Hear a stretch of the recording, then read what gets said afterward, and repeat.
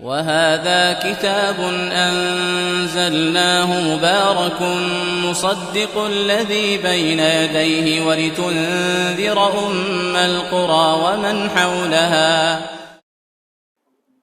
الحمدللہ ہم لوگ مسلمان ہیں، کلمہ پڑھا ہے ہم نے، اللہ کی وحدانیت کا ہم نے اقرار کیا، رسول اللہ صلی اللہ علیہ وسلم کی ختم نبوت کا ہم نے اقرار کیا، اور آج ہم جس جگہ پر بیٹھے ہیں، میرے بزرگ، میرے محترم حضرت مولانا محمد رفیق صاحب نور اللہ مرقدہ، ان کی ختم نبوت کے اندر ایک بہت بڑی محنت ہے اس علاقے میں جی، اور اس کا ریوارڈ اللہ سبحانہ و تعالیٰ جس طرح ان کو دیں گے جب ہم قیامت میں ہم دیکھیں گے۔ اور ہماری دعا ہے کہ ان کے صاحبزادے، ان کے جانشین، انہی کے نقش قدم پر چلتے ہوئے اس کام کو آگے بڑھائیں۔ یہ کتاب جو ابھی تراویح کے اندر ختم ہوئی، جس کو ہم قرآن مجید کہتے ہیں،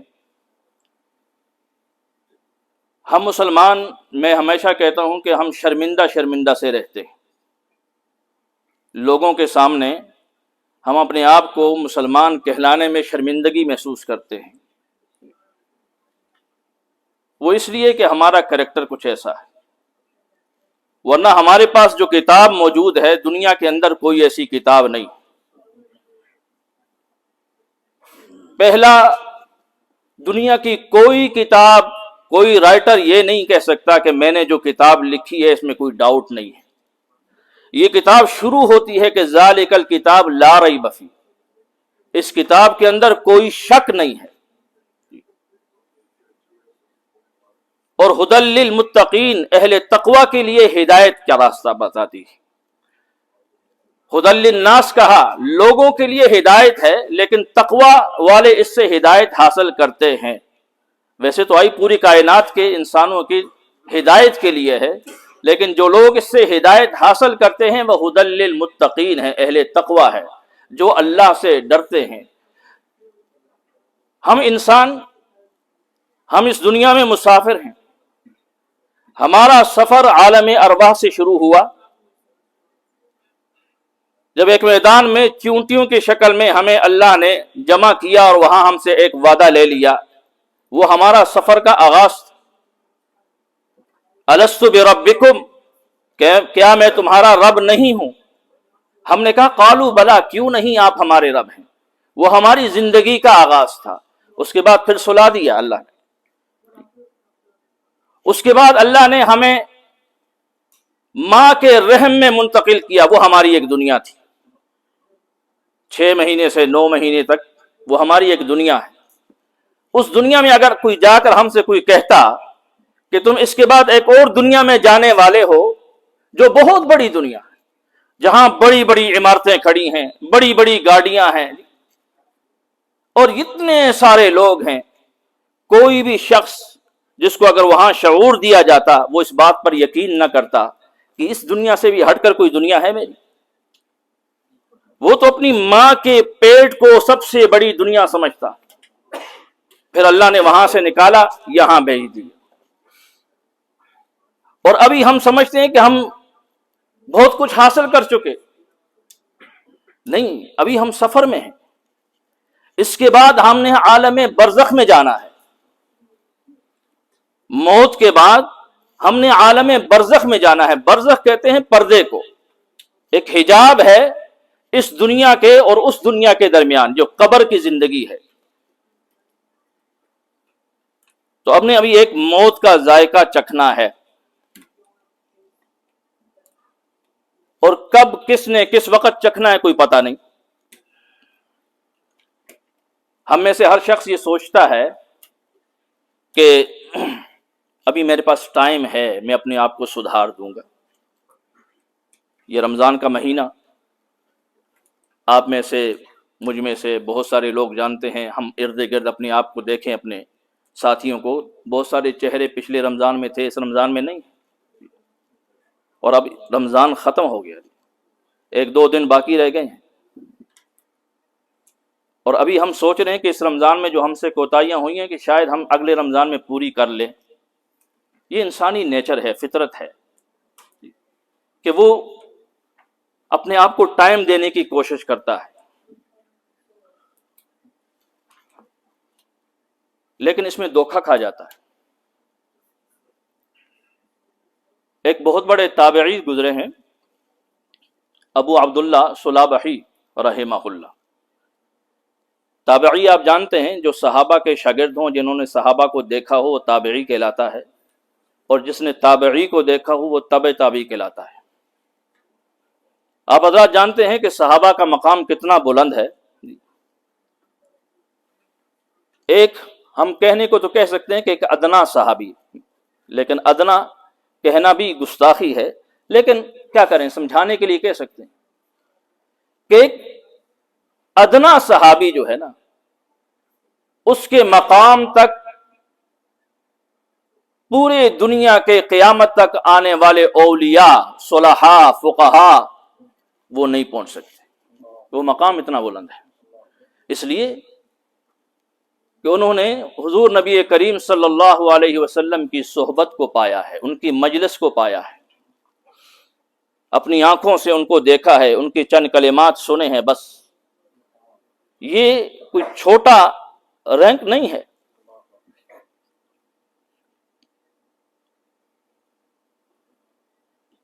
غزوہ خیبر میں جب حضور علیہ الصلوۃ والسلام خیبر کی طرف گئے یہودیوں سے لڑنے کے لیے، وہاں پڑاؤ ڈالا خیبر کے مقام پر، تو آس پاس لوگوں کو پتہ چلا کہ حضور علیہ الصلوۃ والسلام آئے ہیں. ان میں ایک چرواہا تھا جو بکریاں چراتے ہیں. وہ اپنی بکریاں لے کر اس طرف نکل آیا. وہاں دیکھا ہے آرمی کھڑی ہے، عجیب قسم کے لوگ ہیں.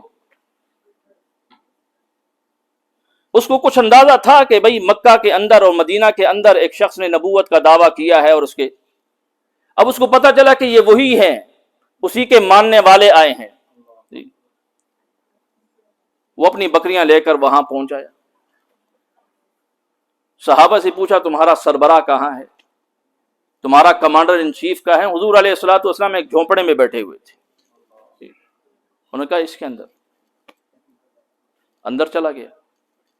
جا کے حضور علیہ الصلوۃ والسلام سے کہنے لگا کہ آپ کی دعوت کیا ہے، آپ کیا چاہتے ہو؟ حضور علیہ الصلوۃ والسلام نے اسلام کا پیغام پیش کیا.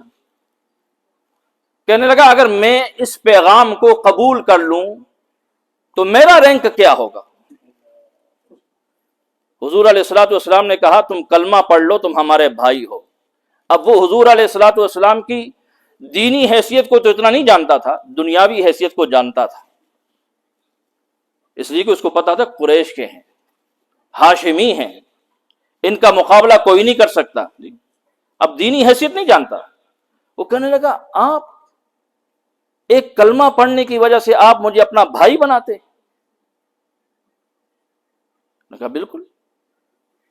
نے کہا اگر میں کلمہ پڑھ لیا تو اس کے بعد میرے لیے کیا حکم؟ کہنے لگے اس وقت نماز کا تو کوئی ٹائم نہیں، ابھی تو ہم لڑائی کے لیے آئی ہیں، لڑنا ہوگا، جہاد ہے. کہنے لگا اگر شہید ہو مر گیا تو پھر؟ کہنے لگا سیدھا جنت میں جاؤ. اس کا نام کیا ہے؟ نام تو تاریخ میں کوئی پتہ نہیں کیا ہے. اس کو کہتے ہیں اسود راعی. اسود کہتے ہیں علماء بیٹھے ہیں کالے سیاہ کو، اور راعی کہتے ہیں چرواہے کو جو بکریاں چراتا ہو. یعنی جو اس کا پیشہ تھا وہی اس کا نام پڑ گیا.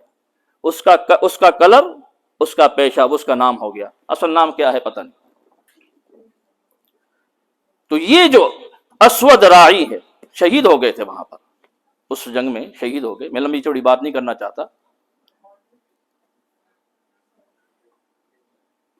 اب انہوں نے نہ صرف کلمہ پڑھا ہے، نہ نماز پڑھی، نہ روزہ رکھا، نہ کسی حج پہ گئے، کوئی اور عبادت نہیں کی، جہاد میں گئی، شہید ہو گیا. بس اس اسود راعی رضی اللہ تعالی عنہ، ان کے مقام تو بہت بڑی چیز ہے. ان کے پاؤں کی جو خاک ہے نا، اس پاؤں کی خاک پر بھی دنیا کے سارے فقہاء، علماء، صلحاء قربان ہو جائیں وہ نہیں پہنچ سکتے. یہ ہے مقام ایک صحابی کا. ابو بکر صدیق ہو گئے، عمر فاروق ہو گئے، ان کی تو بات ہی اور ہے. میں بات اصل میں یہ کر رہا تھا کہ ہم لوگ اپنے آپ کو درست کرنے کے لیے کہتے ہیں کل کر لیں گے، جو ہمارے اندر کمی پیشی رہے گی ہم کل پوری کر لیں گے. کل کس نے دیکھی؟ تو میں ابو عبداللہ صلابحی رحمہ اللہ کا قصہ بیان کر. صحابی تابعی تھے، صحابہ کے ہاتھ پہ انہوں نے اسلام قبول کیا، اور اسلام قبول اس وقت کیا جب حضور علیہ الصلوۃ والسلام موجود تھے، مدینہ کے اندر موجود تھے. تابعی رہ گئے. صحابہ کا صحابیت کا جو مقام ہے وہ آسمان کا سمجھیں اور تابعی زمین کا سمجھیں، بس یہ مقام ہے. تابعی کیوں رہ گئے؟ صحابہ ان سے کہتے تھے چلیں، جن کا کلمہ پڑھا ہے ان سے زیارت کر کے آ جاتے ہیں. وہ ٹالتے رہے، ان کی کوئی مجبوریاں تھیں. کل چلیں گے، کل چلیں گے جی، کل چلیں گے. کرتے کرتے پھر تیار ہو گئے، پہنچے. اب راستے میں تھے کہ ذوالحلیفہ کے مقام پر، یہ میقات ہے مدینہ والوں کا، وہاں پہنچے تو وہاں سے ایک قافلہ آیا. انہوں نے پوچھا کہاں چلے ہو؟ کہنے مدینہ جا رہے ہیں حضور کی زیارت کے لیے. اور قافلے والوں نے کہا 3 دن ہو گئے حضور علیہ الصلوۃ والسلام تو دنیا سے رخصت ہو گئے. تو یہ کل کل کرتے کرتے کتنے بڑے اعزاز سے وہ محروم رہ گئے. تو ہم بھی کل کل کرتے کرتے کتنے بڑے اعزاز سے محروم ہو جائیں گے کوئی پتہ نہیں. تو ہمارے پاس کل کا ٹائم نہیں ہے. یہ جو 1-2 دن بچ گئے، اس میں ہم اللہ سے ایک دعا کر لیں کہ اللہ تو ہمارا بن جا، ہمیں اپنا بنا لے. بس ہم کچھ کر نہیں سکے، ہم کمزور ہیں، ارادے کرتے ہیں ارادے ٹوٹ جاتے. بس تو ہمارا بن جا، ہمیں اپنا بنا لے. یہ دعا ہم کر لیں تو شاید ہماری زندگی کا بھی کچھ کام بن جائے. تو میں کہہ رہا تھا کہ ہمارا سفر جاری ہے. ابھی ہم نے برزخ کی طرف جانا ہے.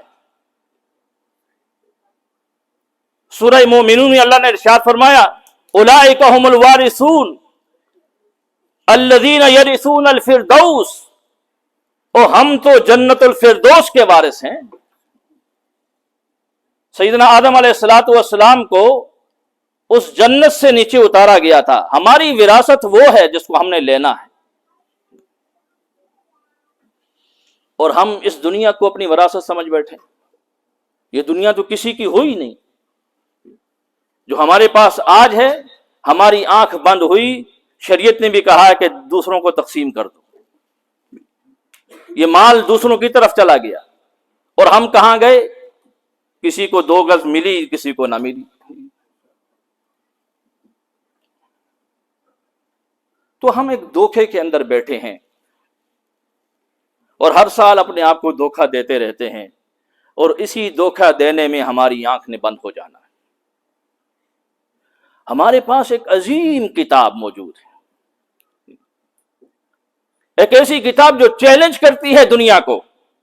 1400 سال سے چیلنج کرتی چلی جا رہی ہے. کوئی ایسی کتاب نہیں. سورہ ہود میں اللہ نے فرمایا ام یقولون افترا، یہ لوگ کہتے ہیں کہ یہ خود گڑی ہوئی کتاب ہے، خود بنائی ہے. قل فاتوا بعشر سور، کہ 10 صورتوں میں سے کوئی لے آؤ.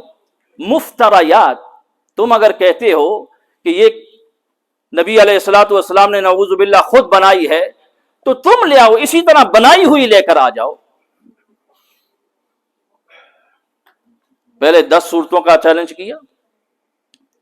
سورہ یونس میں اللہ نے کہا قل فاتوا بسورہ، ایک سورت اٹھا کے لے آؤ، 10 نہیں لا سکتے ہو. سورہ اسراء بنی اسرائیل کے اندر کہا قل ان اجتمعت الجن والانس، یہ جنات اور انسان ساری کی ساری آرمی اکٹھی ہو جائے، یہ قرآن کا بدل نہیں لا سکتے. یہ چیلنج پر چیلنج اللہ دے رہے ہیں. 1400 سال سے چیلنج دے رہے ہیں کہ سب کے سب اکٹھے ہو جائیں، اس کا بدل نہیں لا سکتے.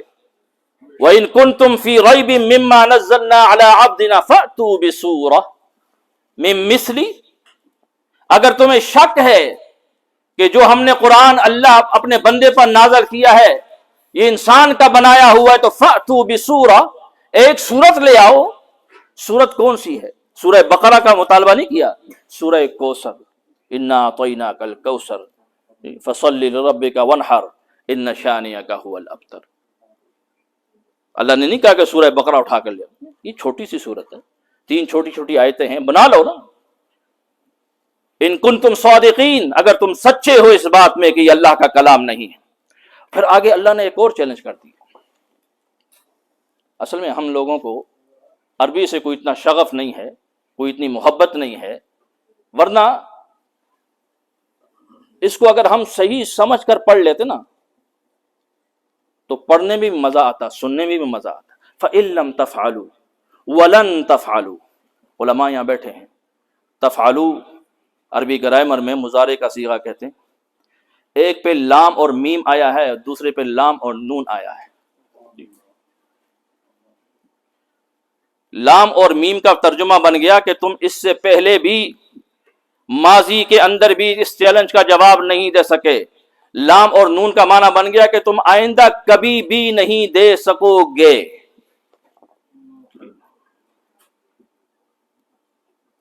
یہ ایک اور چیلنج دے دی اللہ نے۔ تو ہمارے پاس تو وہ کتاب ہے جو چیلنج دیتی ہے دنیا کو، لے آؤ اس کی طرح کوئی کتاب، اور ہم شرمندہ شرمندہ سے پھرتے ہیں۔ تو ہم نے اس کتاب کو سمجھا نہیں، بس آئے کبھی پڑھ لی، اٹھا کے پڑھ لی، کبھی سن لی تو سن لی۔ ایسا نہیں ہے۔ اس کتاب سے آج بھی دنیا ہدایت حاصل کرتی ہے، لیکن جب ہمارے کردار کو دیکھتی ہے تو حیران رہ جاتی ہے کہ کتاب کیسی ہے اور کتاب والے کیسے۔ ہم کیا ہیں؟ ہم نے دنیا کو دھوکے میں ڈالا ہے۔ ہم اس دنیا کو سب کچھ سمجھتے ہیں۔ تو ہمیں ٹائم نکالنا ہوگا اس کے لیے، اس کو سمجھنے کے لیے۔ اور یہ ایسی کتاب، بعض حضرات تو اکثر ہم سنتے بھی ہیں، لوگ کہتے بھی ہیں کہ جب بغیر سمجھے ہوئی کتاب پڑھنے کا فائدہ کیا۔ لیکن اس کتاب کے سورہ بقرہ سب سے بڑی سورہ ہے، اس کا پہلا لفظ ہمیں بتا دیتا ہے کہ بغیر پڑھے سمجھنے کا کوئی فائدہ ہے کہ نہیں۔ الف لام میم، اس کا کوئی ٹرانسلیشن نہیں، کوئی ترجمہ نہیں۔ بڑے سے بڑا عالم لے آئیں، کوئی ترجمہ نہیں کر سکتا۔ تو پھر ہم کہیں کہ بغیر سمجھے پڑھنے کا فائدہ کیا ہے؟ 30 نیکیاں تو یہاں مل گئی۔ کاف ہاں یا عین صاد، کوئی ٹرانسلیٹ نہیں کر سکتا اس کو۔ حامیم عین سین قاف، کوئی ترجمہ نہیں ان کا۔ سورہ قاف پڑھے تو قاف، کوئی ترجمہ نہیں۔ سورہ نون پڑھے تو نون، کوئی ترجمہ نہیں۔ سورہ صاد پڑھے تو صاد، کوئی ترجمہ نہیں۔ کتنے الفاظ ہیں قرآن میں جن کا کوئی ترجمہ نہیں کر سکتا؟ تو پتہ چلا قرآن بغیر سمجھے پڑھنے کے بھی فائدے ہیں۔ میں نے ایک جگہ ایک واقعہ پڑھا تھا کہ ایک شخص تھا، اس کو بیچارے کو قرآن پڑھنا تو آتا ہی نہیں تھا۔ ساری زندگی دیہاتوں میں ایسی جگہ ہیں، لوگ پڑھے ہیں، کچھ پتہ نہیں چلا، ساری زندگی اسی طرح گزار دی، لیکن ایمان تھا قرآن پر۔ بڑھاپے میں آ کر قرآن کھولتا، قرآن کی لائنوں میں ہاتھ رکھتا، یوں پھیرتا چلا جاتا، کہتا یہ بھی حق ہے، یہ بھی حق ہے، یہ بھی حق ہے، یہ بھی حق ہے، بس وہی۔ لیکن جب مرا ہے، مرنے کے بعد کئی سالوں کے بعد اس کی قبر کھلی، کسی وجہ سے سیلاب وغیرہ آ گیا، تو اس کی لاش بالکل سلامت، کفن بالکل سلامت۔ تو ایمان کی بات ہے۔ ہدی للمتقین، اہل تقوی کے لیے ہدایت ہے۔ یہ بات کر کے بات ختم کرتا ہوں۔ اصل میں کبھی کبھی قبلہ والد محترم علیہ الرحمہ کے کچھ جذبات مجھ پر بھی طاری ہو جاتے ہیں، بات لمبی ہو جاتی ہے۔ تقوی کیا ہے، بس یہ بات کر کے ختم کروں گا۔ میں نے یہ بات کئی دفعہ پہلے بھی سنائی ہے، لیکن بہت سارے چہرے ایسے ہیں جو کہ نئے ہیں، شاید آپ نے نہ سنی ہو تو سنا دیتے۔ سیدنا ثعلبہ رضی اللہ تعالیٰ عنہ حضور علیہ الصلاۃ والسلام کے ایک نوجوان صحابی، حسین و جمیل بھی تھے اور نوجوان بھی تھے۔ حضور علیہ الصلاۃ والسلام کی محفل میں ہمیشہ شرکت کے لیے مسجد نبوی آتے تھے۔ ایک روز مسجد نبوی میں آنے کے لیے نکلے، مدینہ کی گلیوں سے گزرے تو آپ حضرات میں سے بہت سارے لوگ شاید جانتے ہوں گے، دیہاتوں میں اب بھی مکانوں کی جو دیواریں ہوتی ہیں وہ چھوٹی ہوتی ہیں۔ بعض لوگوں کے پاس پیسہ اتنا نہیں ہوتا کہ دیواریں بڑی بنا سکیں، بعض کی دیواریں صحیح ہوتی، بعض کی چھوٹی ہوتی۔ تو وہ راستے سے گزرتے ہوئے جا رہے تھے، کسی گھر کے اندر ان کی نگاہ پڑ گئی کسی خاتون پر، اس کی دیوار ذرا چھوٹی۔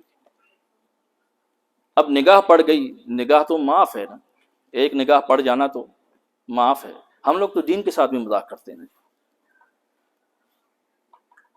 ہم لوگ دین کے ساتھ بھی، اللہ کے ساتھ بھی مذاق کرتے ہیں، اس لیے آج ہم دنیا میں مذاق بنے ہوئے ہیں۔ ہمارے یہاں کہتے ہیں جی ایک نگاہ پڑی، اس کو برابر یعنی ٹکا کے رکھیں، وہ ایک تو ہے نا۔ آپ اندازہ لگائیں کہ ہم لوگ کتنے جری ہیں اللہ کے مقابلے میں کہ ہم اللہ کے ساتھ مذاق کرتے ہیں۔ تو اللہ نے ہمیں مذاق بنا کے رکھ دیا، یہ لوگ کہتے ہیں اور ان کو شرم بھی نہیں آتی جو یہ بات کہتے ہیں۔ وہ اپنی حیثیت دیکھے کہ وہ ہے کون، وہ خالق کائنات کے بنائے ہوئے اصولوں پہ مذاق کرنا چاہتے ہیں، دنیا میں مذاق بن کے رہ گئے ہم لوگ۔ آج زبانیں ان کی کنٹرول میں نہیں ہیں، کل کنٹرول میں آ جائیں گی، پھر پتہ چل جائے گا۔ تو نوجوان صحابی تھے، تو ہمیں ایسے مسئلوں پہ غیرت کھانی چاہیے۔ دین مذاق نہیں ہے، اللہ کے قانون مذاق نہیں ہے۔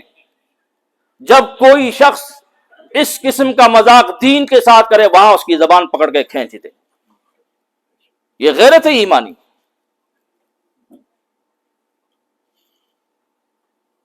تو وہ نوجوان صحابی جا رہے تھے، ایک جگہ پہ ان کی نظر پڑ گئی، انہوں نے نظر جھکا دی اور جانے لگے آگے۔ تھوڑے سے آگے گئے، واپس پلٹ گئے، واپس پلٹے، مدینہ شہر چھوڑ دیا۔ حضور علیہ الصلوۃ والسلام 2-3-4 دن دیکھا، ثعلبہ نظر نہیں آئے۔ صحابہ سے پوچھا کہ میری محفل میں آنے والا ثعلبہ کہاں گیا؟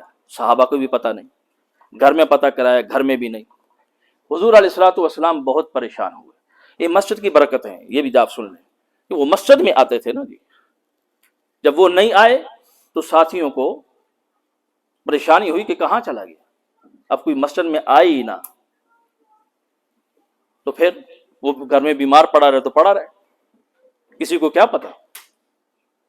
بہت سارے مسلمان یہاں پر بھی اور جگہوں پہ بھی مسجدوں میں تو جاتے نہیں، گھروں میں لاشیں پڑی ہوتی ہیں، کسی کو پتہ ہی نہیں ہوتا، مر جاتے ہیں، پوچھنے والا کوئی نہیں ہوتا۔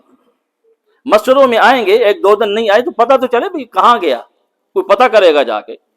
تو یہ مسجد کی برکت ہے۔ تو حضور علیہ الصلوۃ والسلام پریشان ہوئے، جبرائیل امین آ گئے، انہوں نے بتا دیا کہ ثعلبہ سے یہ کچھ ہوا ہے اور وہ پریشانی میں فلاں جگہ پر ہے، تو آپ پریشان نہ کہ وہ وہاں ہے۔ حضور علیہ الصلوۃ والسلام نے سیدنا عمر فاروق رضی اللہ تعالیٰ عنہ اور ایک صحابی اور کو بھیجا کہ جاؤ فلاں مقام پر ثعلبہ ہوگا، اس کو لے آؤ میرے پاس۔ اب وہ گئے، اس مقام پر جہاں بتایا تھا وہاں موجود نہیں تھے۔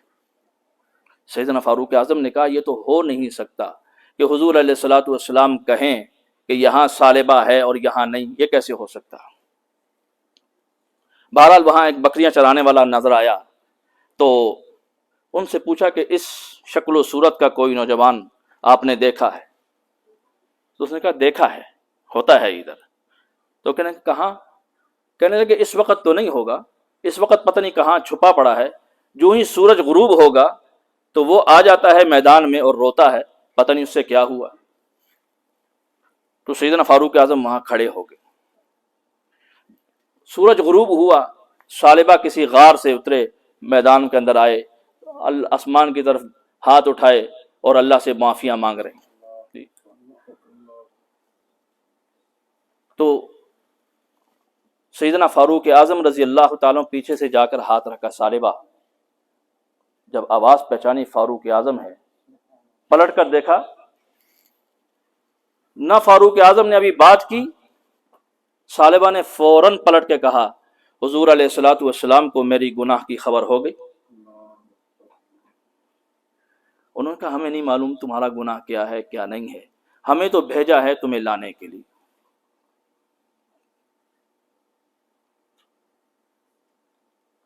تو وہ کہنے لگے جانا تو پڑے گا، انکار تو کر نہیں سکتا، لیکن میری ایک شرط ہے کہ مجھے حضور علیہ الصلوۃ والسلام کے پاس اس وقت لے کے جانا جب مسجد نبوی میں نماز کھڑی ہو۔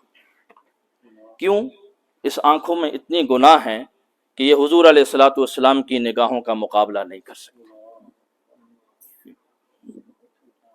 تو وہ لے کے آئے، اور اسی ٹائم لے کر آئے جب حضور علیہ الصلوۃ والسلام مصلی پہ کھڑے تھے، صحابہ نماز پڑھ رہے تھے، تینوں اندر آئے، وہ دو صحابی تو آگے نماز میں شامل ہونے کے لیے، ثعلبہ مسجد کے صحن میں بے ہوش گر گئے۔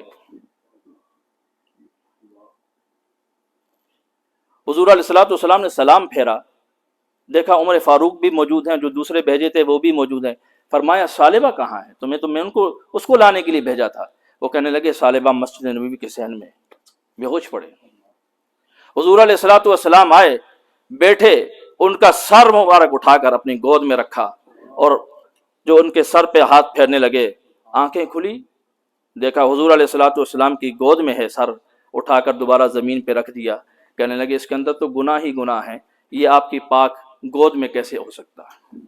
حضور علیہ الصلوۃ والسلام نے ان کو تسلی دی کہ کوئی اتنی بڑی چیز نہیں ہوئی، اتنی شرمندگی، اتنا تم نے اپنے دل کو لگا لیا، معافی مانگو اللہ معاف کر دے گا۔ ان کو گھر بھیج دیا۔ اسی غم میں ثعلبہ کا انتقال ہو گیا۔ جب حضور علیہ الصلوۃ والسلام کو اطلاع دی کہ ثعلبہ اس دنیا سے جا چکے، تو آپ صلی اللہ علیہ وسلم نے فرمایا ان کی میت کو تیار کرو، ان کا جنازہ میں خود پڑھاؤں گا۔ جنازہ پڑھانے کے لیے حضور علیہ الصلوۃ والسلام آئے، اور جس انداز سے آئے وہ انداز صحابہ کرام نے نوٹ کر دیا، چلنے کا انداز۔ ان کی تدفین کے بعد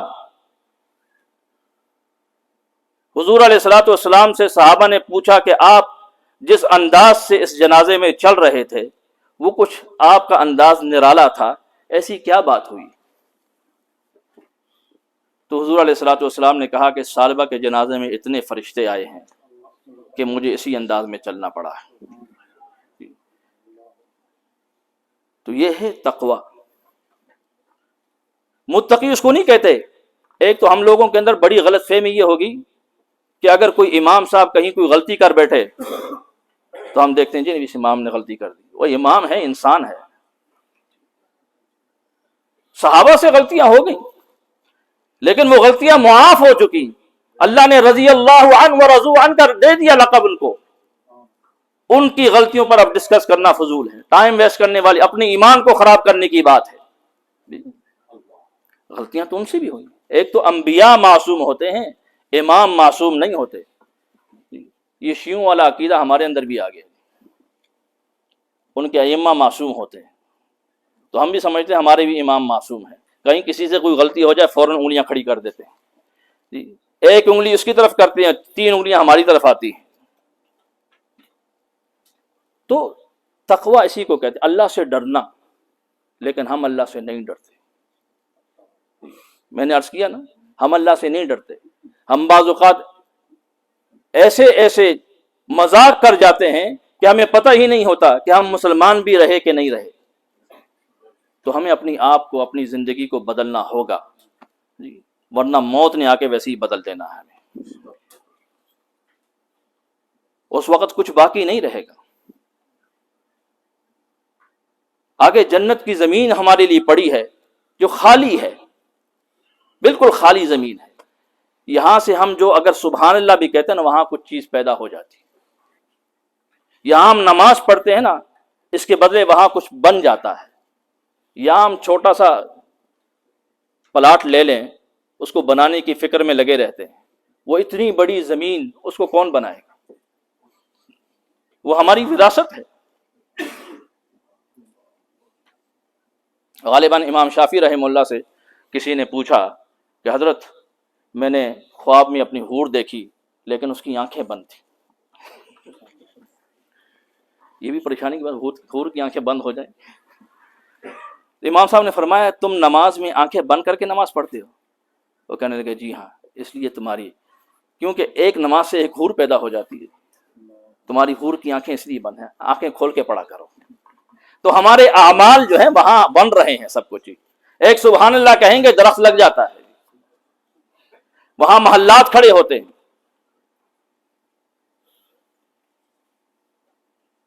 تو اس زمین کو بھی بنانے کی ہم نے فکر کرنی ہے. ہم اس کے وارث ہیں. اللہ نے کہا ہم اس کے وارث ہیں. الذین یرثون الفردوس، اس فردوس کے وارث ہم ہیں. لیکن اگر ہم اپنے آپ کو وارث سمجھے تب. اس زمین میں چھوٹے چھوٹے گھر بنا رہے ہیں، وہاں وہ خالی زمین کو کون بھرائے گا؟ اب تو میرے پاس ٹائم بھی ختم ہو گیا، ورنہ آپ کو بتاتا کہ جنت ہے کیا.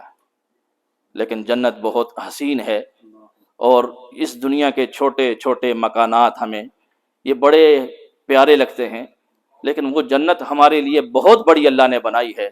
اگر ہم اس جنت کے بارے میں باتیں کریں تو ہمیں یہاں اس دنیا میں بیٹھ کر سمجھ میں آنے والی نہیں. جیسے کہ ماں کے پیٹ کے اندر کوئی بچہ ہو، اس کو جا کر کوئی کہے کہ یہ دنیا میں تم نے آنا ہے اور اتنی بڑی دنیا ہے، اس کی سمجھ میں یہ بات نہیں آتی.